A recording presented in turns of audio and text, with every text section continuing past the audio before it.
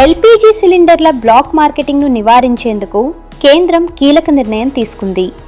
ప్రస్తుతం సిలిండర్కు మధ్య ఉన్న బుకింగ్ గడువును 21 నుంచి 25 రోజులకు పెంచింది. సిలిండర్లకు కొరత ఏర్పడొచ్చన్న భయాలతో కొందరు ముందస్తుగా గ్యాస్ బుక్ చేస్తున్నారు. గతంలో సగటున 5 రోజులకోసారి సిలిండర్ బుక్ చేసుకునే వాళ్ళు సైతం ప్రస్తుత పరిస్థితుల్లో 15 రోజులకే బుక్ చేస్తుండడం ప్రభుత్వం దృష్టికి వచ్చింది. దీంతో 21 రోజుల లాకిన్ నిబంధన తీసుకొచ్చారు. తాజాగా ఆ గడువును 25 రోజులకు పెంచారు.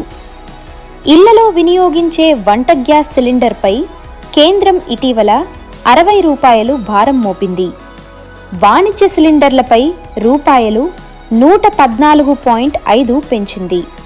మరోవైపు గృహ వినియోగదారుల ఎల్పీజీ సరఫరాకు అంతరాయం లేకుండా చూడాలని, కమర్షియల్ వినియోగదారుల కంటే గృహ వినియోగదారులకే అధిక ప్రాధాన్యం ఇవ్వాలని ఆయిల్ రిఫైనరీలకు కేంద్రం సూచించింది.